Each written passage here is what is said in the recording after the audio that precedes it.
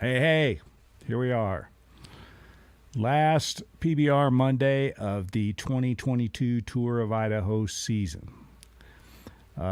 Give the room a moment to populate here. As always, if you're coming in through through our Facebook page, our Tour of Idaho Facebook page, please be sure to give StreamYard your credentials so that I know who you are when you ask a question or make a comment. If you're coming in through YouTube or through the Mojazz Facebook page, you might just want to put your name. I see Mike's with us, and we'll wait for the other two guys to get going here. He looks like he's in a truck.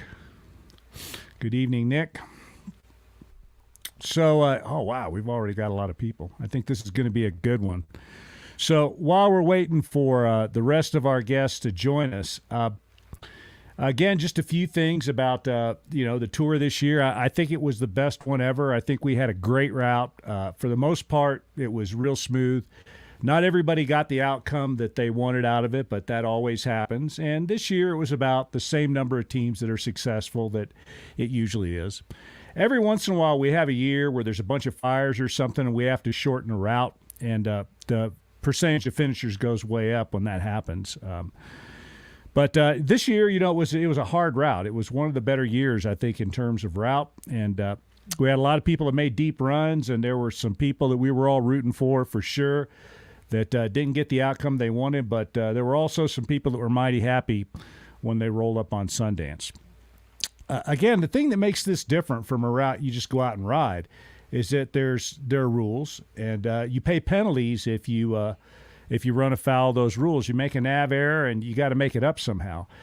And the team we're going to talk with tonight will tell you all about that. They had a couple of small issues early on that kind of steamrolled into things that were bigger later.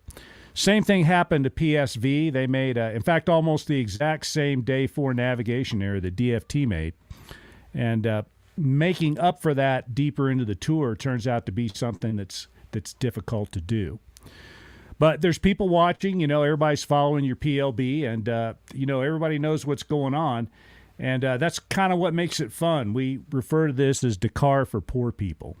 So we had a great year this year. A bunch of really good teams shows up. Probably the highest level of expertise that I've ever seen when you look at it from A to Z. There were some teams that showed up that basically didn't have a realistic chance of getting through. But for the most part, the teams that got through day one this year, I thought all had a pretty good chance of getting through. And I see everybody's here now. Let's see. I see Sean Smith's out there. That looks like Jeff, Dwayne Coulter, Scott Murray. And let me see if I can get these guys in here now. Yeah, we got everybody in right now. So we got Team DFT. Can you guys all hear us? Yep. My end. All right. Sweet. Yeah. So it looks like these guys are spread out all over the face of the earth, presumably somewhere up in Montana. But give it up for DFT, everybody. Congratulations, you guys. I looked through your tracks, and everything looks really good. So your numbers are official. I'll go ahead and I'm going to try to straighten all that stuff up in the next few days and make sure that we get the roster complete and everything. But congratulations. Thank you. Thanks. So, the same questions for everybody. I kind of just want to turn it over to you guys and let you do your thing tonight. Just a couple of observations, and then I'll lead off with the same questions we asked everybody. But, the average level of ability of the rider that shows up is a couple of orders of magnitude less than you guys. You're 3 of the most able people that have ever showed up to do this. We've had some pros before. There was a team, the Movie Stars, a few years ago. Those guys were all pretty good. We've had some Canadians come down that were really good. But in terms of American riders, you guys had an incredibly high level of expertise, which was one of the things that made it so fun to watch. Could you please explain to our audience your guys' background a little bit? Because one of you guys finished 4th in King of the Motos, I think one of the years I was working it. Quite an accomplishment. So just tell us about your backgrounds and a little bit about what brought you here. Well, Mike was the guy that got 4th in King of Motos, so we may as well let him start. All right. I didn't really grow up around dirt bikes too much.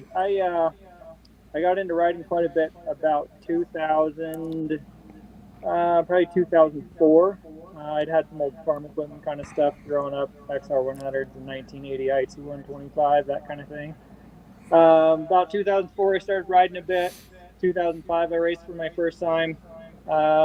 handful of things here and there. Probably around 2009 or 10, I started racing some of the local Montana stuff when it kind of got to be a series. Won that championship a few times. Started racing kind of some national level desert stuff, some hard enduro, a little bit of everything from Idaho City to enduro cross to kind of whatever I could find and get to. Since then, kind of haven't really raced a dirt bike in about 7 years or so. Raced UTVs, raced King of the Hammers, and won King of the Hammers twice with my brother overall. Raced trophy trucks with Cameron Steele in Mexico, and just kind of gotten more and more into the adventure riding and riding in Mexico, riding in Arizona, just kind of wherever my dirt bike will take me. And that's kind of the long and the short of it. Spencer hit me up this winter about potentially doing Tour of Idaho, and that was kind of a bucket list item for me. I told him, yeah, let's do it. And honestly, I kind of thought it was one of those conversations where we'd never talk about it again. And he hit me up and said, hey, man, Evan and I are doing it. And I was like, man, Evan and Spencer and I, that's like three guys that have pretty well dominated Montana motorsports for quite a few years. What a cool group. Let's do it. I'm in. And we did it. Super stoked. It was honestly a lot more than I thought we were in for. It's just the adventure. Long days, 100. I put literally 100 engine hours on my bike to the hour. With the extracurricular of going to the grocery store and around town and whatnot. I did 2,528 miles was what my bike showed when we were Wow. done and loaded up in the truck heading home. Advent of a lifetime. Thank you so much, Martin, for everything you've done to put into this. It was great. I will never forget those memories. Thank you for showing up. I have to ask you, what year did you finish fourth in King of the Motos? I believe that was 2012. Okay. I might not have worked the course that year. That was probably the first year, wasn't it? Yes, it was the very first year. Yeah, I was lucky enough to get the invite of 21 guys. Pulled off the course, so it was good. I worked it every year that Jimmy was involved in it after that, so 2012 until he quit about 2016 or 2017. And I'll tell you what, I heard some of the top guys, Graham Jarvis and people like that, griping about how it wasn't hard enough, but it sure looked plenty hard enough to me. I think that I saw guys, roll through checkpoints with broken swing arms and wheels that weren't round anymore and stuff like that. And, I had to ride to where I was going to be, and just getting to my checkpoint was enough for me. That's a burly course that those guys had set up down there. Yeah, it is a burly course. Evans also had a bunch of really good finishes there. No kidding? He was also a fourth overall. Yeah, Sweet. I think that was in 17. I won the amateur class, and I think ended up fourth overall, and I think it was 17. That's awesome. Well, I would have been there. So I was at one of the checkpoints that you blew through. And that means you were one of the first guys. You might have beat me there, because the last year I was there, I got in trouble. I didn't make it to one of my checkpoints in time because Jimmy was a half an hour off on when he thought the first rider would get there. Oh, man. Do you remember the year that Taylor Robert got hurt so bad? Yeah. That was that year. Okay, yeah. So, Evan, tell us about yourself. Had a dirt bike when I was a kid, and then didn't do much riding until I think I was probably 24, 25, rode for a couple years, got married, didn't ride for like 13 years, and then got divorced about 5 or 6 years ago.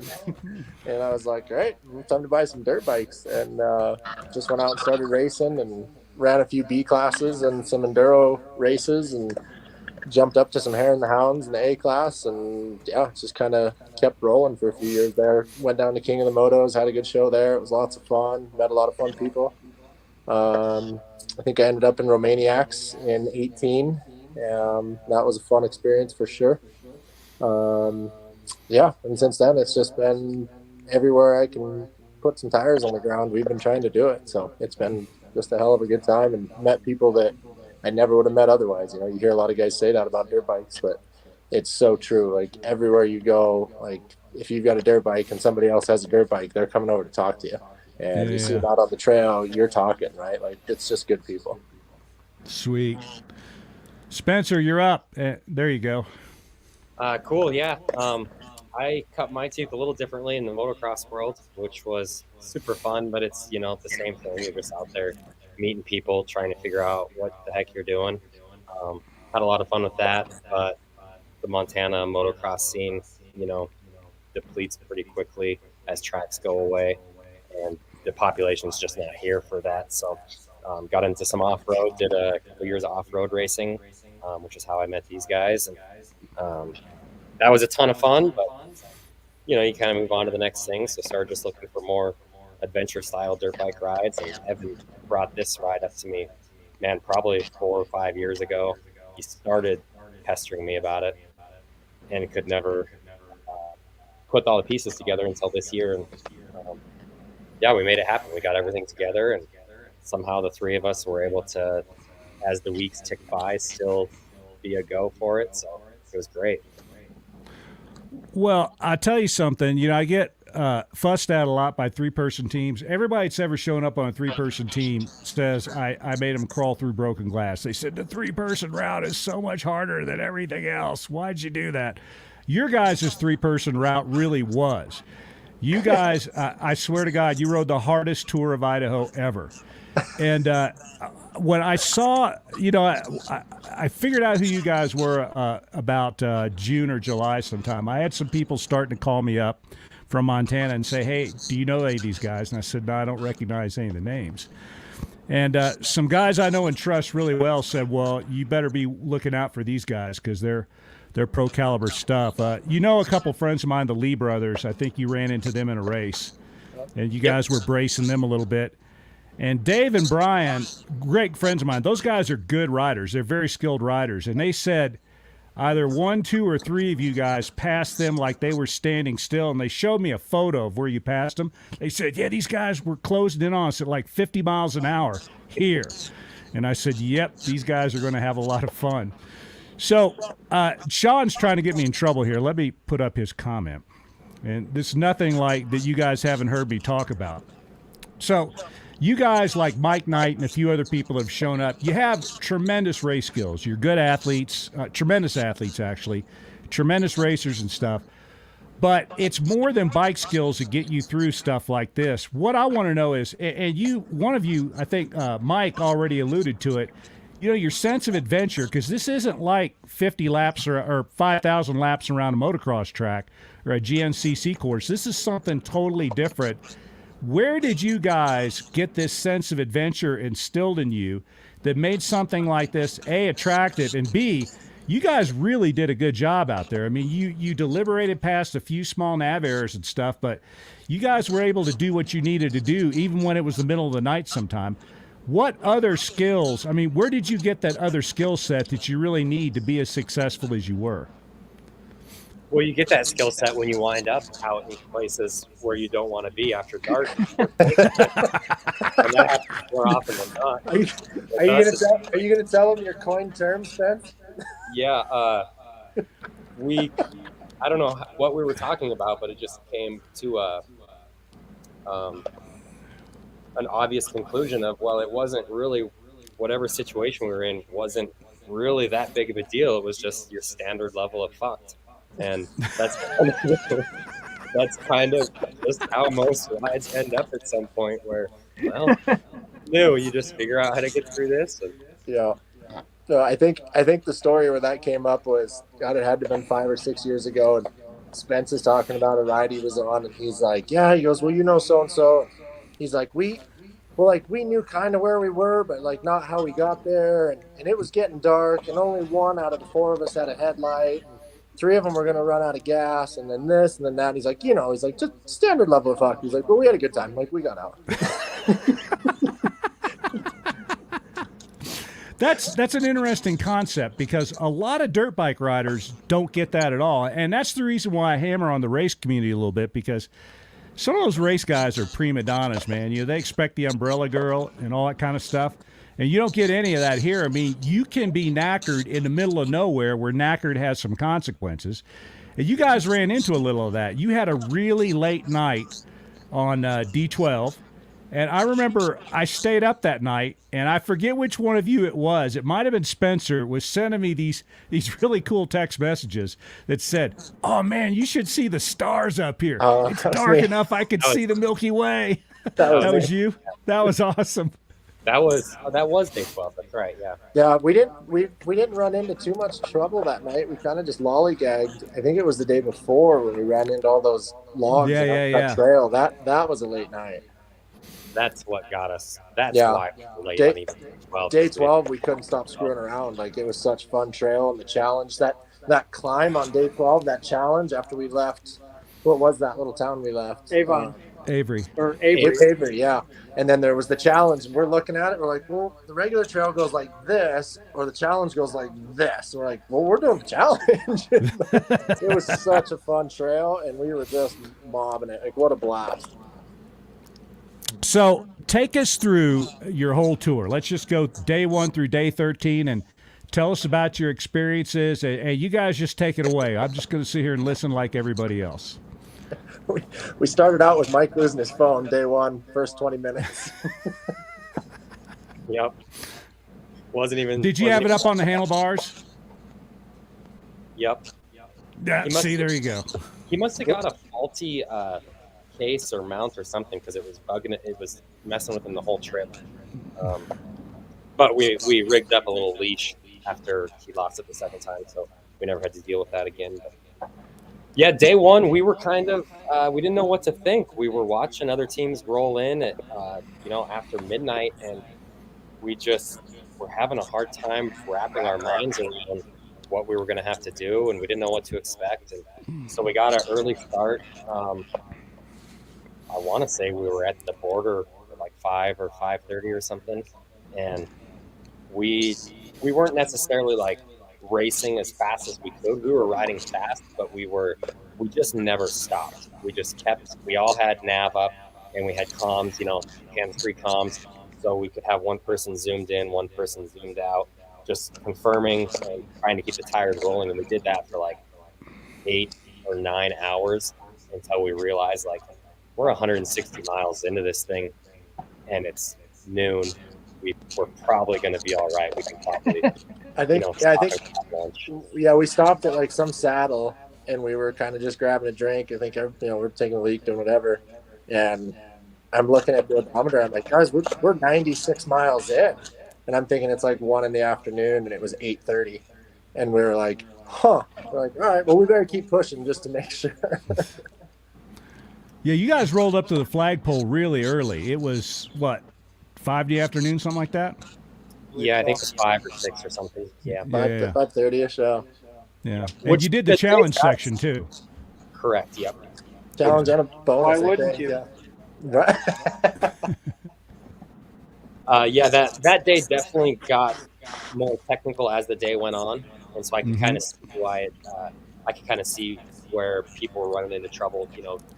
As it's starting to get hot and as they're starting to get more and more tired, you start getting into the techie, the side hills, the spot where making a mistake, costs you huge. So Yeah, that challenge section was good. Like there was that one little rock on the climb that kind of held us up for a minute or two, and we're like, huh? Like, well, if we get more like this could get super interesting. So you guys got here, and then, you sort of had your quasi day off in Pocatello. You went out and made quick work of the stuff on day number 2. It's kind of fun, but it's not very difficult. Oh, that was a fun morning. Like it had rained that night, and it was a little like we wanted to get up to early start at that and just knock it out, and then just kind of double check the bikes that afternoon. And it was still muddy when we got up there. I think Mike lost his phone again, and I ran into a skunk, and like we were stuck on because coming into that, the beginning of that, like the first half hour of that feels like a jungle. Like we were soaking wet because it rained the night before, and all those leaves and all that foliage were so wet. We were just drenched, and then the sun had been up for like an hour or so, and the trail started tacking up. And when we got onto some of those 4-wheeler trails with the water bars in them, between the first bike and the third bike, there wasn't 2 bike lengths. Like the 3 of us were full on, just all over each other. I could hear the echo of my bike in Mike's microphone and his comms coming back to my helmet. And I'm like, I'd jump a water bar and he'd be in the air before I hit the ground. And I'm like, oh man, Mike's all over me. And we rallied that section. Like, I don't know, we had to quit just because we were laughing so hard. We just had to stop for a minute. It was too much fun. Yeah, the rain made that day so great. The first few days we got really lucky. The rain right ahead of us by like anywhere from a couple hours to a day. Yeah, we got treated to some really nice conditions. Like those first 4 days, we didn't get wet in a storm at all, but we had nice moist dirt. It was great. Yeah. Yeah. You guys had some good weather. That was something on your side. It was hot the first day, but yeah, you kept it. Looked like you managed to dodge those storms. They were right ahead of you, which is what you want. Yep. So take us into day 3 now. So you're in day 3, and you're getting up super early in the morning, and day 3 is the first day where you don't know where you're going. Right. Yep. So day 3, let's see. That took us through the desert. We got to the sand dunes. What happened in the sand dunes, Spence? I can't remember. I think someone threw my bike on top of me in the sand dunes because I had sand in places I didn't even know I had places. Yeah, so we zipped right through the sand dunes, and that was the special test, the special nav test. Yeah. Mm-hmm. Yep. And then after that, a lot of transfer. And then we got into the mystery section. Yeah, mile 265. We started the good crazy single track that lasted for another 3.5, 4 hours, 5 hours. Yeah, I would say at least. Looking at the map and looking at how far we came, it looked like it was going to be an hour ride. Yeah. I think that was the first night that we got in after dark. But I think it was didn't you call? You called the restaurant in Lador and ordered cheeseburgers and just said, that's fine, just set them in our room because we're going to be there late because you guys are closing at whatever time. So called from the top of the mountain. Yeah. I called in and to see if they could set some food outside their restaurant or something. And when she mentioned her name, it took me a second. I'm like, I swear that's the person who answered the phone for lodging. And so I just asked her, are you the same? She's yeah. So I'll just bring it to your room. I'm like, wow, great. They get three of those, 3 burgers or whatever we got. So we got lucky there. That was nice because that kind of took the heat off a little bit for trying to get back early. So then we just enjoyed that mystery section. Like we just sat up on the big views and I think, we kind of went a little further than we should have even in some points and got to some other points and just, It was so damn pretty up there that we're like, all right, we're good. We got food when we get back. Let's just enjoy this because it was such a neat section. You guys did ride around a little bit up there, but I tell you what, it's worth it. That whole ridge up there is very, very cool. And I don't mind that some of that trail is 50 inches wide. It's good trail. It doesn't matter. It was so pretty. It was fun. It's better when it turns into motorcycle single track, but there's some sections up there that it's not even quad trail. I think you can drive a great big UTV up there, but it's so pretty. It's kind of fun. Oh yeah. Spectacular. We found that we had a lot of super pleasurable days on the ATV track, the quad track stuff. It was, those 500s got it with the bags, they're a little heavier than we're used to, but you got used to it quick. But they rode so nice that way that we'd hit those 4-wheeler trails and it was game on for us. We were, drifting corners and bumping into each other and it was like Mario Kart, the 4-wheeler trails. It was just so much fun. Yeah, my bones are breaking just thinking about that right now. So you guys get into Mysteryville, and you had a good night there. Then you start out on day 4, and on day 4 you had a little bit of a minor navigation error. We talked about it. I remember one of you guys said, "Oh, it's right here in my notes too." But that was the thing that ballooned a little bit and got you on down the road a little bit. I think what was required was that because of the size of your team, you were required to ride one more bonus section than you rode. Wasn't that correct? That was correct. Yep. Yeah. All right. Yep. And I had that in my notes. I had, some daily notes written out for just reminders of things. There was one day where my normal map wasn't going to work. I needed to turn on one filter. So I just made little notes like that. And I had a note, 3-person teams have to ride one bonus section this day. And it just slipped my mind because almost all of day 4 was mystery instructions. Yeah. So I didn't even refer back to my notes. And there was like one bonus route at the very end of the day that looked like dead easy. Would have been super easy to pick off, but I think we discussed it also, but we were trying to dodge that storm that was coming in that looked like hail and thunder and lightning. Because we got Trying hammered. to get through. Yeah, we got hammered with that right as we came into town, didn't we? Oh yeah. Yeah, we did. Yeah, Well, hail. and we got in later day 3 than we expected, so we weren't able to like restock our granola bars and such. And so we were kind of trying. Oh, that's right. We were just trying to make tracks to get back. We were hungry.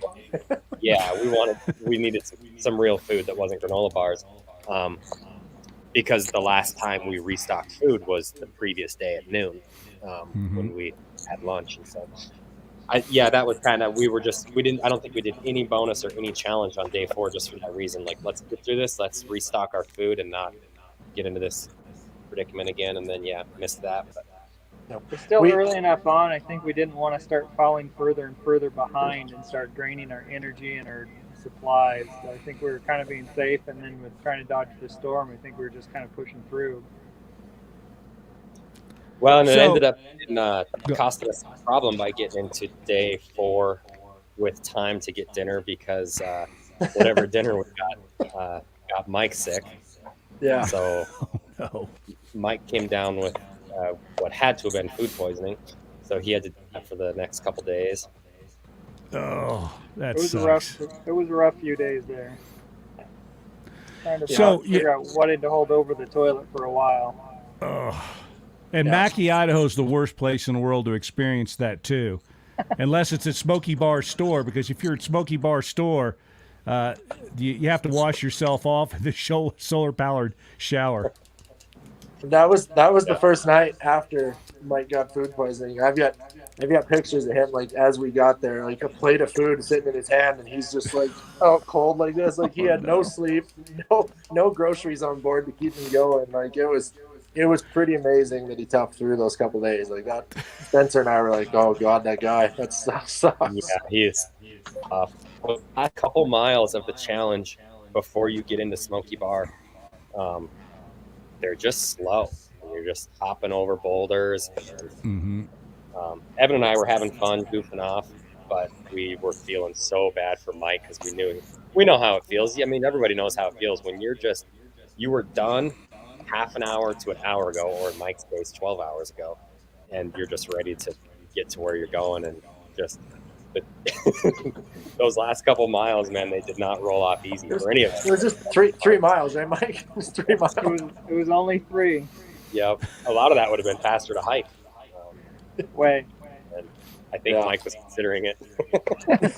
That last few miles down that one creek, down Big Peak Creek, is misery. It's misery incarnate. You can't see any of those rocks. With it was so overgrown. It was so humid. I swear it was still 90 degrees. And I couldn't even keep water in me. And it had been that way for, 18 hours or something at this point. Just zero hydration, zero food, zero anything, and just hot and humid and sweating and just rock crawling over those boulders. And you couldn't even see through the foliage to see what you were hitting. I was pretty done. But he was still making jokes, so we knew he had a little left in him. Yeah, just That's a little. awesome. And I think that was probably the day we ran into Jensen. Oh, great! Right? Here we go. Outside of Ketchum, we ran into Jensen. Yeah. I had already told these guys, I'm like, I think there's some crazy guy in Ketchum that might try to get us our attention and try to steer us off the route. And so, we were laughing about it, just like we were laughing about everything else. And then we're coming down whatever gravel road or highway that was right before you get to Ketchum. And some guys out in the walking path and just started giving us the hand signals, come in. And, within a few seconds, I realized it was Jensen. So we turned around and went and chatted with him. And it was great. I think he only messed with us with like one switchback, told us, definitely don't go this way on this switchback. It sucks. And as I was stuck in the way he told me to go, digging a hole, I was laughing, thinking, okay. Well, just for spite though, we all went that way. We did it. We went through behind you anyway. We're like, that's okay. We'll take the hard way. Yeah. Not only does the guy give questionable advice, but he was voted the second most handsome Jeff in this group. Well, that's an accomplishment. All right, so you roll in the Smoky Bar store. What time did you guys get there that night? That was pretty early. Yeah. 5, 6 maybe. I don't really remember. Okay, so you got in at a really good time, especially considering that you done the challenge section, which, in my personal opinion, that challenge section is one of the gnarlier ones on the tour when you take the length of it and the sort of continual difficulty into account. So you get in and you get to meet Kaylin and hang out at Smoky Bar store. Great experience, huh? Is that sorry? Let me go back. Is that the challenge section that we were talking about buying dinner on? Is that the no dab challenge?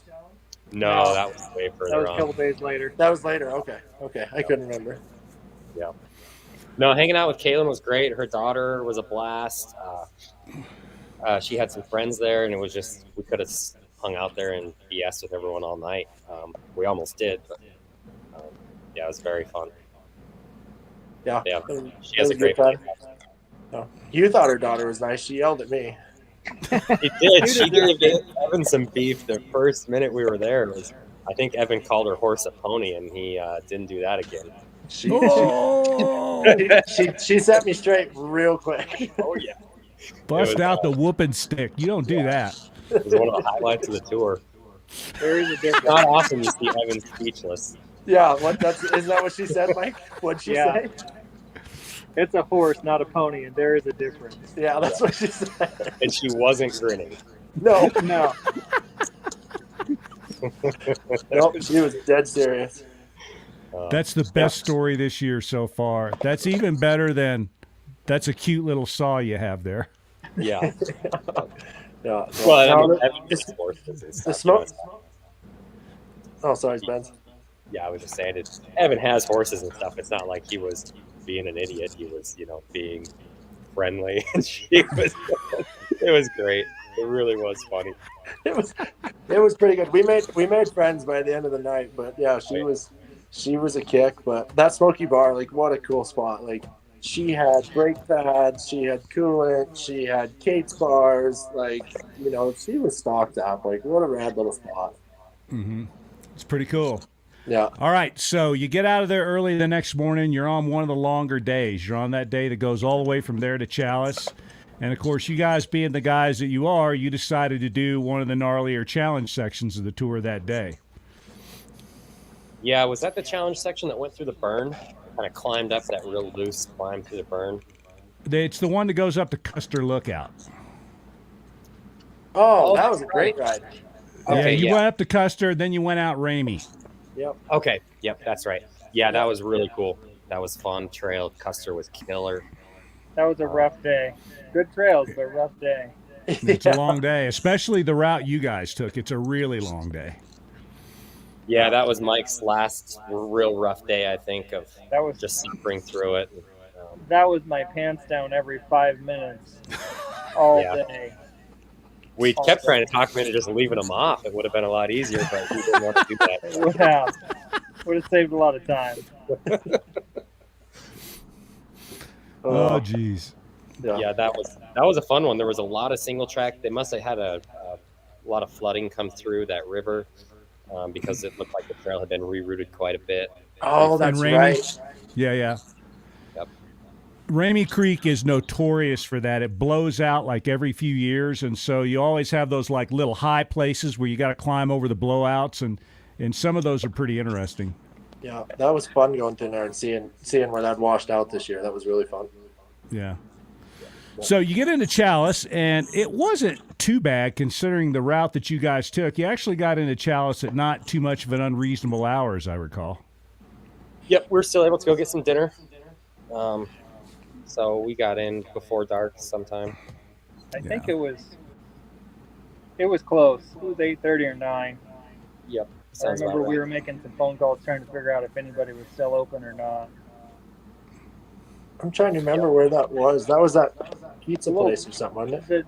The house we stayed in that was like the log cabin remodeled inside. Yep, that was cool. That was cool.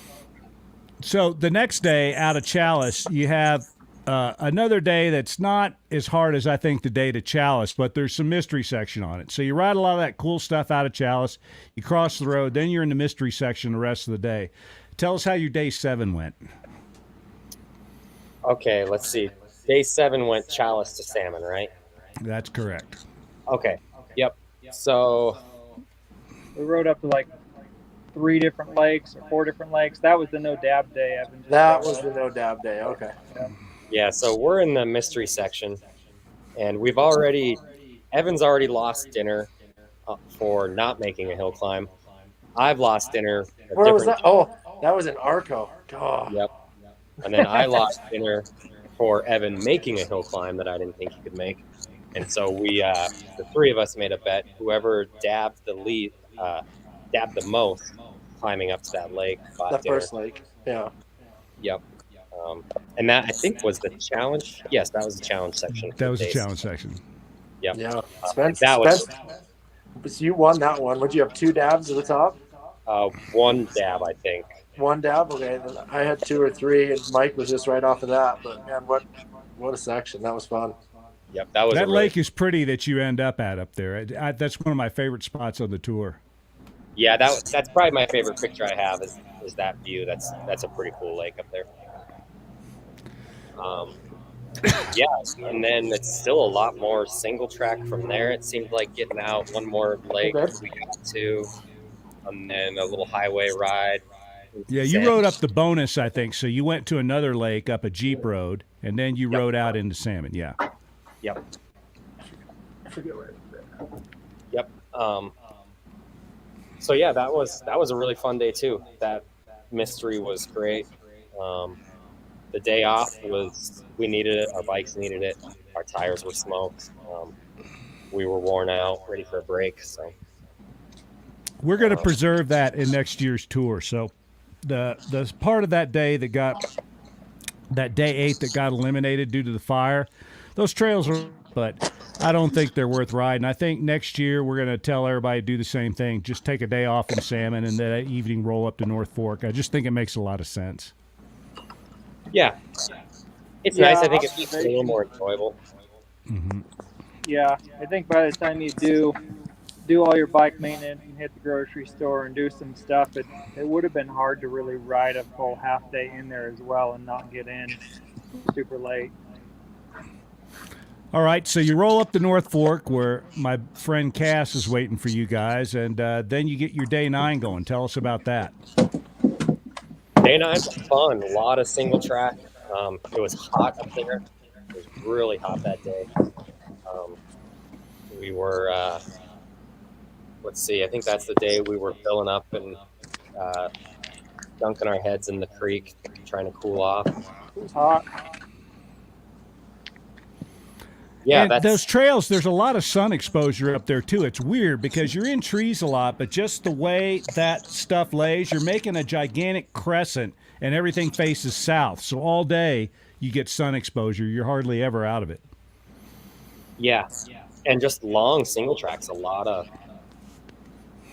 riding. You keep seeing these trails, and you think you're going to be out of them in half an hour, and it's 90 minutes until your next turn off. And it seemed like that day reminded me a little bit of day 1 in terms of nav. It wasn't straightforward. You had to pay attention, make sure you were, because I think we did like figure 8 or something. Oh, that's right. I remember that day. And while we're on that subject, we've got to give so much of our, time wise and being efficient, so much credit to Spencer. He put a ton of time in. Yeah, we all kind of would look at the map the day before, and as we're looking at it, Spence had gone in and just made notes, double check stuff, color coordinated stuff.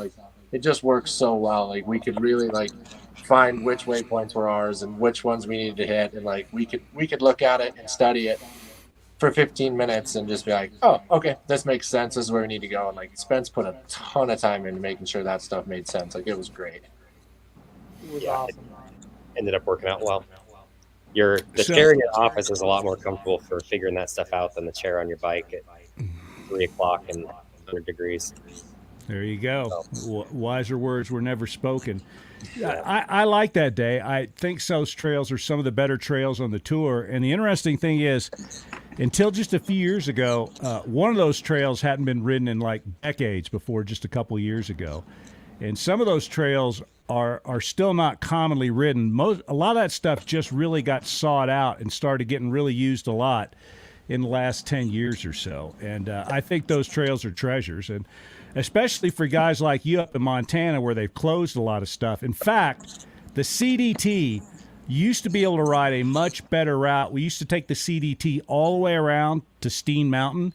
The reason you can't do that now is every place the CDT wanders into Montana, they closed it.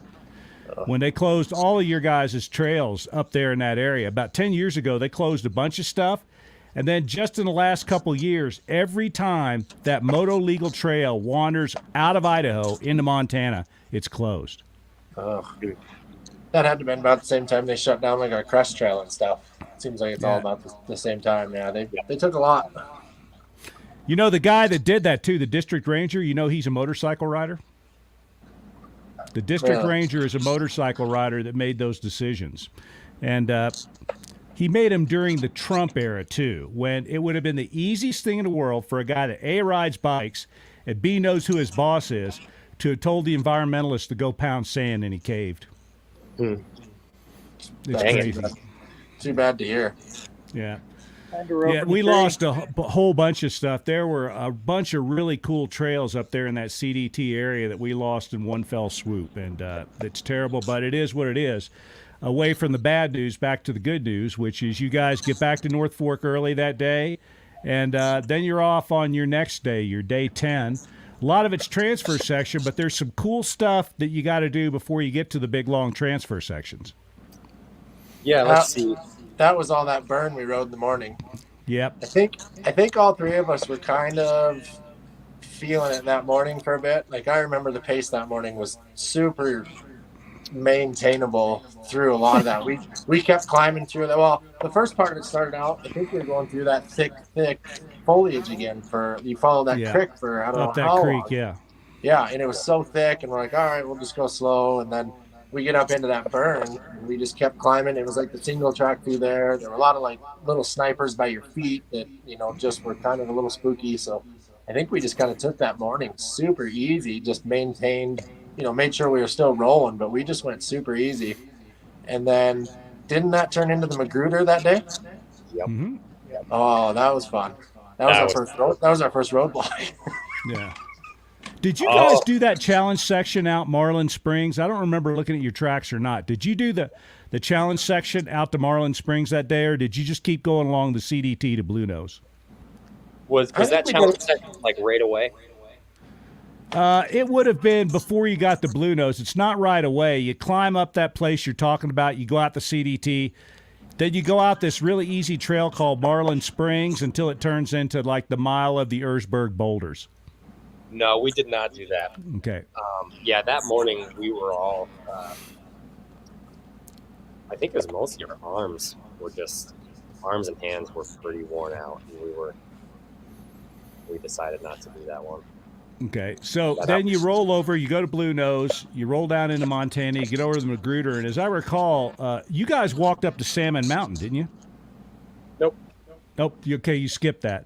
So you get over to Elk City fairly early in the day, if I'm not mistaken. These things all kind of run together, so I'm sorry if I'm confusing you guys with some other people. I should know better because I just looked at your tracks. But you guys got to Elk City fairly early, is that correct? Yes. Let's see, we went into Elk City for fuel, and then we stayed in Lowell, is that right? Or do I have that backwards? We stayed in Three Rivers. Yeah. Okay, yep. Remember, that was the day we hit two or three roadblocks in the one day. Oh, that's right. Yeah, okay. The first one was the volunteer firefighter kid. They were doing like some tree maintenance, falling trees on like right in the middle of the Magruder, down in one of the bottoms, and he was just full on like, "Sorry, you guys can't go by. It's going to be 3 to 4 hours." And we're like, "Great." Wait, we're like, "What?" And he's like, "You can't go by." We're like, "Oh, can you like radio them and just see if like 3 dirt bikers can get by? Like, we can probably get through." And he's like, "Nope, don't have a radio." And it was about 10 seconds later, the radio in his pickup tries calling him. He reaches over to grab it before he realizes that he just, talked himself into a corner. And he ends up grabbing a bottle of water and trying to like kind of play it off. And so I think about that, of course, we've all got comms in our helmets. And about that time, we're sitting there and I'm like, all right, well, that's okay, pal. Like, I think Spencer said, let's just go sit in the shade. And so, like, I was like, oh, good idea. So we just started to go behind his pickup a little bit. And then we're like, well, we're rolling. We're like, okay, nobody looked back. And, like, he was hollering at us and telling us to quit. And we got up there and they had already finished cutting. And he's like, yeah, come on through. And so they just didn't communicate. Yeah, he was not happy about it. You know what? You did the right thing. It's ridiculous that road is only open like 2 months out of the year. It's the same with the Lolo this year. The road's only open 2 months. What are you doing closing the whole thing down like that? It's ridiculous. Yeah. I'm not a big one. I kind of get on people for riding trails that are closed because of fire or something like that.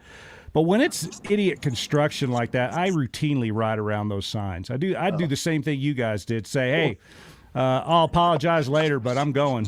Well, Good for you.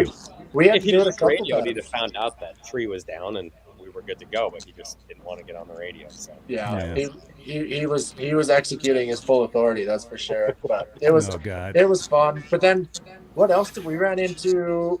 That was when they were putting that huge culvert in. Yeah. You put us on some single track, and we came out like 15, 16 miles up a gravel road, up some pass. Mm-hmm. And like all of a sudden we come around the corner and like the whole road, we were talking and laughing about how there wasn't any traffic on the road. We're like, oh, this is such a nice gravel road. Like, do you think there'd be traffic out here? And like we come around the corner and there's like piles of dirt that are like 2 stories high, like across the whole road. And we're like, we go around those and we come up and like all we see is an excavator bucket like reaching out of this bottom and he's pulling himself out of this hole that he's dug. And we're like, oh shit.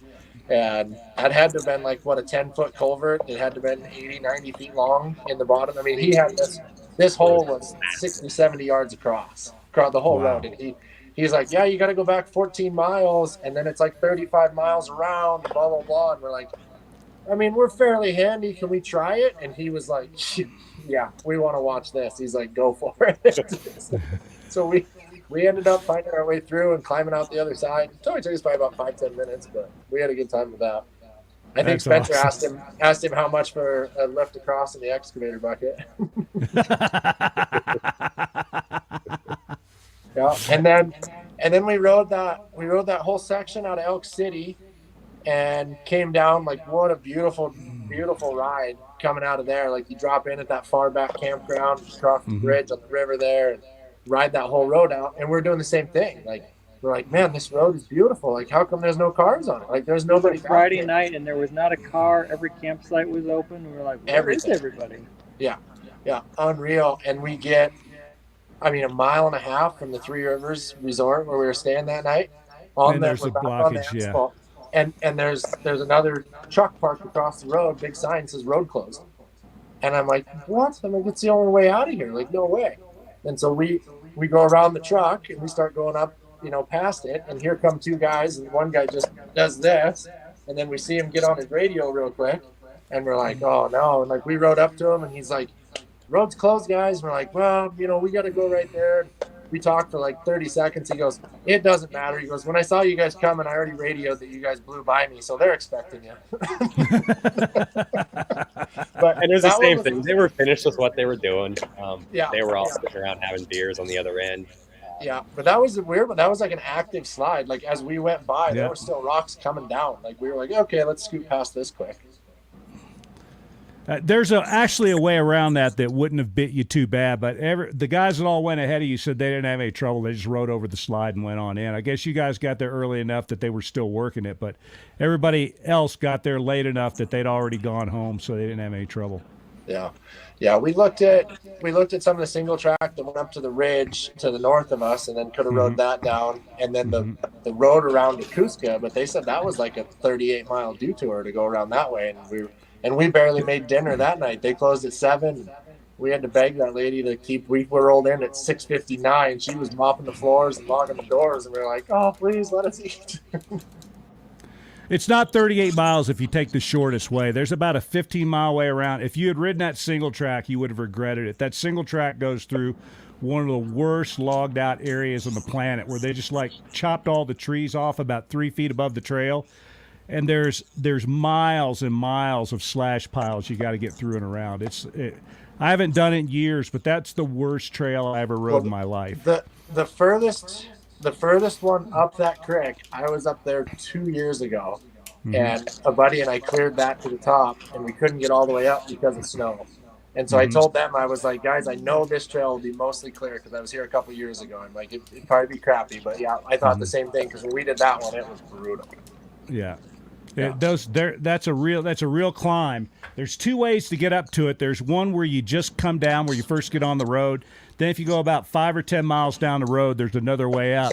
Yep. And when you get to the top, the gnarly part is that the clear cuts start at the top. So you're like riding in forest. Then you get right up to the top of the ridge. You go about a mile, and then all of a sudden there's slash piles everywhere. And there may be a way through that I didn't find. But when I was there, I said, I ain't never coming back here. Yeah, it was gnarly getting up to it, and it was fun. Like I want to go back and play there a little bit one of these days. But yeah, we weren't looking forward to it. Like Mike and I even stopped and looked at it before we knew the road was closed, and I was like, buddy, I know we can get up here. It'd be a cool sunset coming in. And he's like, let's go have dinner. And I'm like, yeah, okay. So you guys are human. So at least at some level, you share some DNA with the rest of us, so that at some point you look at that and go, nah, fuck that. Well, Mike and I, we know for sure. But Evan was literally trying to talk me into like adding another 4 hours to this day as the sun's going down. that was pretty much every day. All right, The so riding was just fun. So you get the lull, and you guys got there. You sweet talked that lady into fixing you some dinner and stuff. Then comes your big adventure day, day 11. And milkshakes. Milkshake, Huckleberry shakes. Did you guys get the Huckleberry shakes? Well, I got chocolate. What's wrong with you? Can't remember if this place had Huckleberry or not. Yeah, so day 11, that was the only day I think where we were like, oh boy, how's this day going to turn out? And so, if I remember right, the first 50 or so miles you have mapped out, and then after that, it's kind of choose your own destiny. Yep. And you guys chose a really interesting one too. I'm still scratching my head about why you chose the route you chose. Well, that was the only day I didn't really plan out in advance, and so we were kind of that evening. I was like, "Oh crap! I completely forgot. This is the day where we have to figure out what we're doing." And we have to get a certain amount of points for the trails, and we also have to get a certain amount of challenge points. And we kind of just laid out this route. The first one we could figure out that added up to work. And so we went for it. And the first so I think we ended up taking the Lolo motorway all the way across the range, which was super fun, but it sort of backed us into a corner where we only had at this point, unless we want to take the Lolo motorway all the way back, we're kind of stuck to our plan where we have to do these sections of trails or figure out a way to get more gas to go back on the Lolo motorway because I don't think it had enough gas. Keeping in mind we haven't gotten gas in Elk City at this point. Right. Yeah, we were like 120 miles into not having fuel at that point. Yeah. Wow. Yeah. And so the first little section of like trail that was actually starting to get us points was great. We were having a blast on it. And then we, maybe 5 or 10 miles in, we bumped into the trail crew out there working on the trail. And I'm like, oh, that's interesting. Oh, no wonder the trail was great. And so we passed them, and all of a sudden we're riding through a jungle. I mean, there were, I would say, no exaggeration, the majority of that trail, we could not see the surface that we were riding on. That's Upper Wietus you're probably talking about, right? Must be, yep. Yeah, Upper Wietus is that way. And so they were probably brushing it because when that trail's not brushed, it's really difficult to find. You can never see the bottom of your wheel below the axle. Exactly, yeah, and you're just soaking wet. And so that was a grind for a while, and then snap of your fingers, and you're on the most race-worthy, smooth, fast single track you've ever ridden in your life. And we rode a little bit of that. We got treated some really nice trail for another half an hour or so, and then we got into the Well, that's when we came out at the cabin, and those gals were sitting there having lunch, and they had like homemade chocolate chip cookies, and they had a cooler full of drinks, and they're like, "Oh yeah, have some, boys. We brought enough for a week." And so we sat there and we had like a gourmet lunch. It was great. Like that day was looking awesome.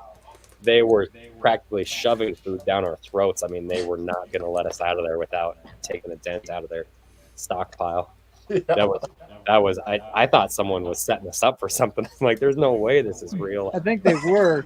Homemade chocolate chip cookies. I mean, you name it, they had it. They had beers. They had everything. It was good.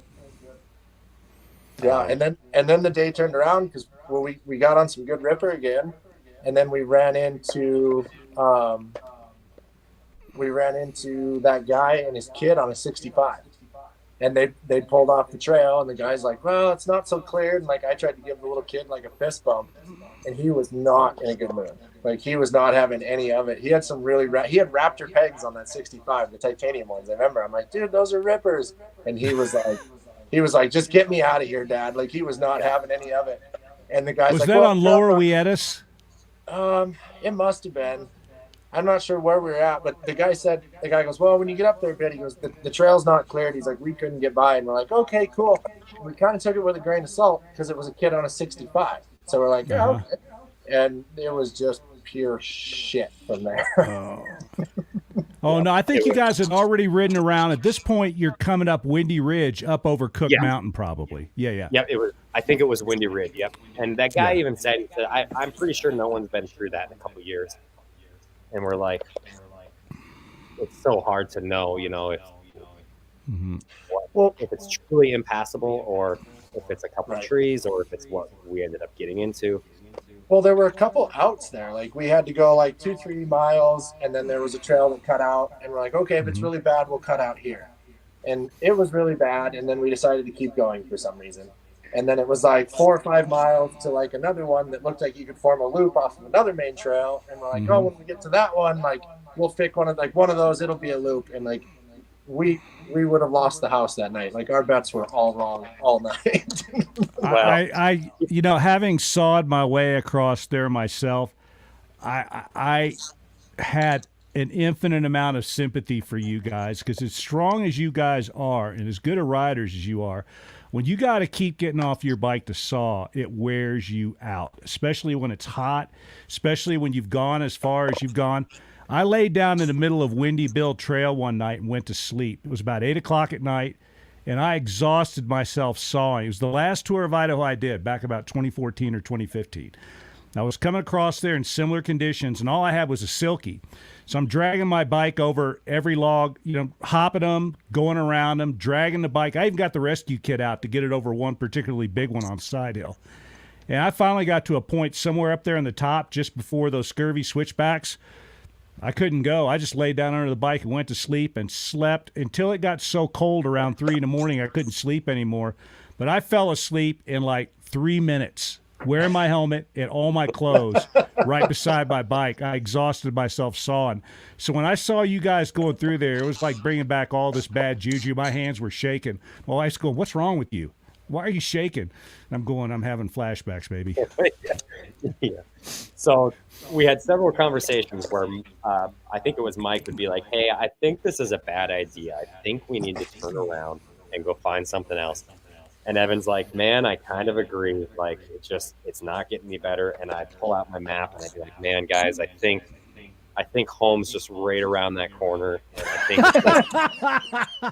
and I just don't see any other route that we can put together without getting fuel. And I think we should just keep going. And I wasn't like authoritarian. I was like, if we need to vote on it and you guys both agree, then I'm with you guys 100%. But I have a hard time turning around now. We're halfway through this, and I think we had that conversation 2 or 3 times, and it was usually as we were about to put the chainsaw back on the bike or take it off the bike or fill it up with fuel.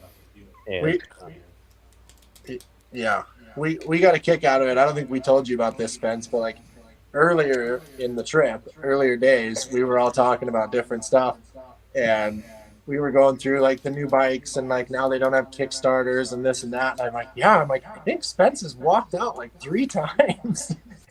and he tells us the stories about walking out 3 times, and like 1 or 2 of them was because he got into cuts like this and went too far and his battery died and this and that. And so like as we're in the middle of this, and Spence is like, oh, Mike and I are like, okay, it makes sense to turn around, but we're both so damn like, what's next, that we're like, okay, yeah, sure, like whatever. Like it didn't take much twisting of our arms to get us to keep going. Like we're like, yeah, okay, let's go check it out. And at one point, like Spencer's like up on a side hill trying to go around, like he's doing these massive pivot turns with his bike fully loaded, trying to get around stuff. And we're like, damn, this is getting good. And like he takes off around the next corner. And Mike and I kind of look at each other. I'm like, you realize we're following the guy in, the only one here that's walked out 3 times because of stuff like this. And I'm like, you ever walk out? He's like, no. And he's like, you? I'm like, no. I'm like, fuck go. no. I turned around when it got bad. Yeah. So we followed him in, and we had fun though. Like holy shit, what a fun night. We did, yeah. It was slow going. It was rough. We made a mistake of passing up a creek to top our packs off. I think we were just trying to keep the vibe going, keep from getting in too much of a funk of slow we were going. And we passed up a creek to fill our packs, and that took a toll on us. Yeah, we ran into a slide of gas, which like within a few miles of where we ran out of fuel for the chainsaw, Mike found a silky saw sitting on the side of the trail, covered in rust, but still worked fine. So it was like destiny. We used that for the rest of the day. And then I think we got up to that last lookout where we had a challenge point, and I looked at Mike's saddlebags and I'm like, hey, where'd that saw go? And he looks and fell out. And so that saw provided for us for 3, 4, 5 hours, and then disappeared again. So it's still out there somewhere for the next guys. Yeah. That was really interesting that a silky saw just plopped down on the side of the trail once we ran the chainsaw out of gas. Serendipity, man. Serendipity works. Yeah. No. So you guys get in fairly late that night, but you're going to a good place. You went to Superior, did you not? I don't think there was any lodging in Superior. I think we had to go to St. Regis. St. Regis. Okay, they're both good places. Yep. So we got in there super late. I don't even think we set our alarms until 9 or something. We didn't. Yeah. It was get out. 2:30 in the morning. Yeah. Yeah. Yeah. So we didn't start the next day until 10, 11, 12. I can't remember. It was late. Let's see. That was the day we went to Wallace through Avery. That was a ton of single track. That was a good day.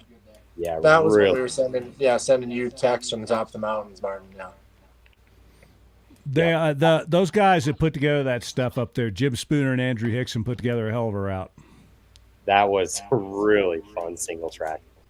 And that, let's see, that was another, that was a late one because Evan was sending you the astrology. I think Evan and I had a discussion at one point. Hey, is it astrology or is it astronomy? Right. It depends on what you're talking about. You know what? 35% of my students couldn't answer that question after an entire semester of astronomy, so don't feel bad. Yeah. Well, I could understand if it was after an entire semester of astrology, but that's the coolest text message I've ever gotten from anybody on the tour, because I know where you guys are. You're up there. Yeah, man. It's like, wow, you can see all the stars up here. You can see the Milky Way. And I just was laying in my bed going, that's awesome. But that speaks to something too. There's 2 ways you can respond to situations like that where you're under a lot of stress and things are arguably maybe not going the way you thought they were going to go. The one way is you could piss and moan and complain. The other thing you could do is just do what you got to do to get through it. And that's what you guys did. You did what you had to do. And you might as well enjoy yourself. If you're going to suffer, you might as well look around and try to extract what joy you can from it. And you did that. Good for you. No. Yeah, I'd say the night before was the suffering, and that night was just plain playing. Like, it was fun. These guys, Spencer had a standoff with a bull moose. Mike chased 3 of them off the trail. Like, we just had a hell of a good time. Standoff with a bull moose, huh? Those tend not to go your way. Well, he popped out of the trail running basically alongside me, and by the time I had time to hit the brakes, I probably could have thrown something at him. and I got slowed down enough to where I wasn't riding right next to him, and then he's put on the brakes, and for a second it looked like he was deciding if he was going to keep going forward or turn around and come backwards. And so I think I lucked out on his split-second decision there to keep going. But that one kept me awake for a while. And yeah, I think Mike said he bumped into like 3 or 4 of them, so it sounds like he was clearing most of the trail for us. I was leading, and at one point in the dark, I'm riding down this trail, and I'm like, wait, there's dust in front of me. And I like was confused for a second, and then realized I was chasing a moose down the trail. It was kicking up dust. Then I saw 2 more after that. So Mike made a few passes, it sounds like. Playing through. That's awesome. So you guys got into Wallace in the wee hours of the morning, did you not? Correct. Yep, another light one. Around midnight, 11, midnight. Okay. So it was earlier than I thought. It started super late that day, so it wasn't a big deal. Yeah. Yeah, I mean, you guys made great time. It's just that you got a late start that day. Considering the amount of trail you rode, again, it was like an excellent day, record-setting day. You guys made quick use of all that trail. I don't know anybody's ever ridden that stuff faster on the Tour of Idaho. Yeah, that was all a really great trail. I think part of what got us there is we got to Avery, and we had a sandwich and we had a milkshake and we were hanging out, and it was like probably an hour before sundown, and we were like, there's like 50 or 60 miles, but most of it so far has just been kind of transfery and pretty fast. And then it turned into some pretty steep, like we had 60 miles of single track. It was just like, holy cow, once we dove into it, it kept going and going and going and straight up and straight down. And that bonus section early on, after leaving Avery, that was steep. Yeah, that was a fun one. Yeah, that challenge, coming out of that was great. All in the dark. Some pretty big side hills too that I feel like they would have been more scary if we could see them. Yeah. That's what I tell everybody. Stevens Peak, when you're doing it in the dark, that side hill doesn't exist. Yeah, there was 1 or 2 where I saw that someone had dropped the bike down, and I looked down, I'm like, oh my God, that would not be fun to dig a bike out of there.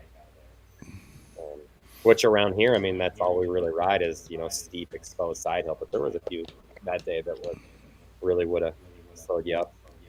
Yeah, getting especially like that Stevens Peak side hill. It's got all that bear grass, and nobody knows what bear grass is till they get in there. And you're side hilling on that really slick bear grass, and that's I don't think that you would hurt yourself if you fell off there, but I just don't know you'd ever get your bike back. That bear grass is so tough.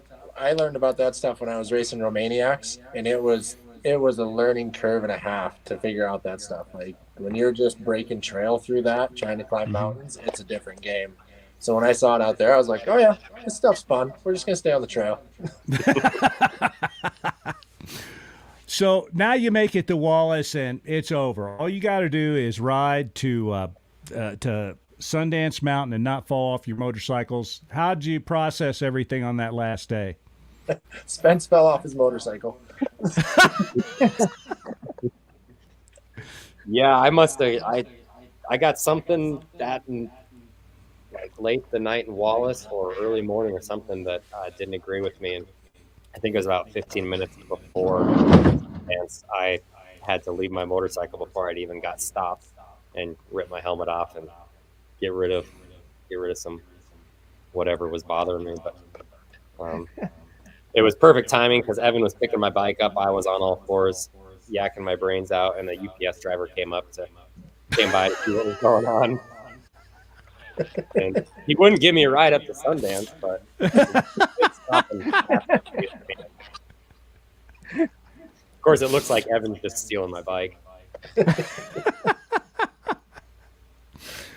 Yeah, it was fun from the very first minute to the very last one. Like we had a blast.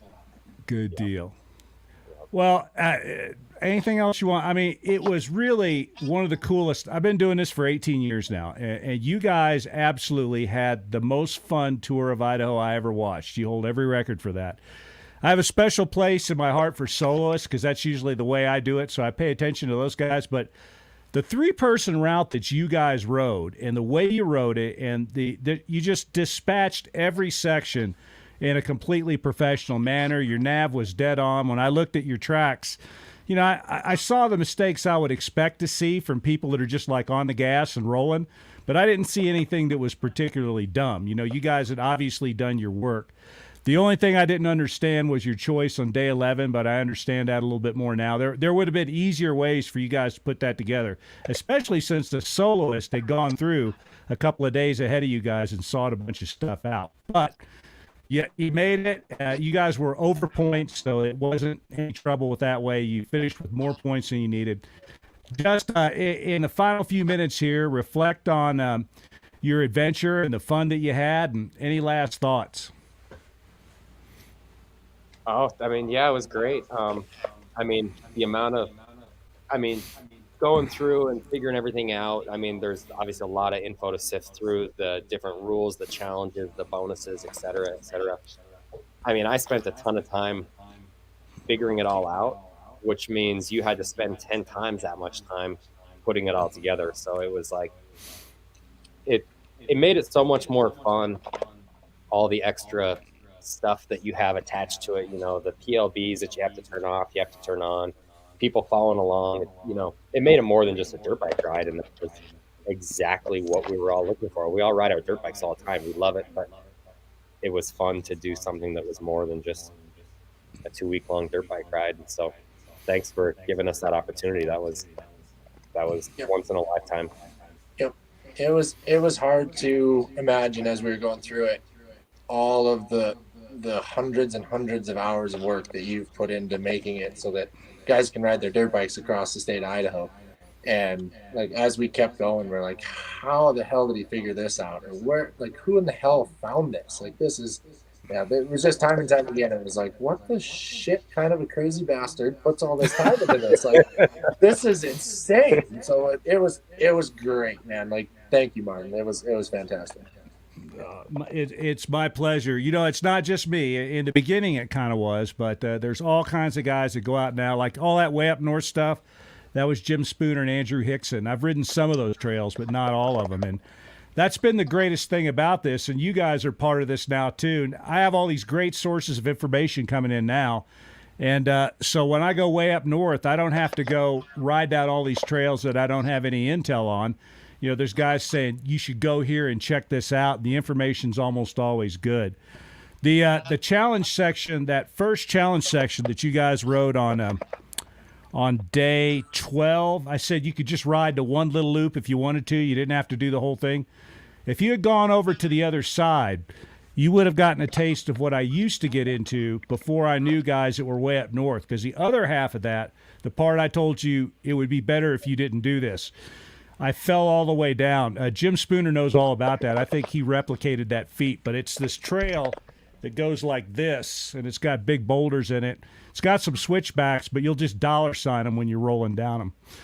But now there's all these guys out there that know all these trails, and they say, yes, stay away from that one. It's no good. This one's good. So the past 4 or 5 years, it's been an entire community that contributed to this. So, but anyway, thank you very much for what you said. That's awesome. And I'm just glad that you guys thought it was an adventure and you had a lot of fun.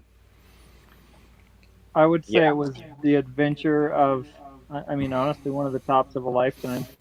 I feel like I've been and done and seen a lot of stuff. I've been in 12 or 13 countries. I've raced in 5 or 6 countries. I've been all over. And the tour of Idaho was just, every day was an adventure. And the 2 dudes I did it with were such studs. We'd wake up at 4 o'clock in the morning and walk out and be happy to see each other in the living room, pulling on your gear, just excited to see what was in store for the day and see some new stuff.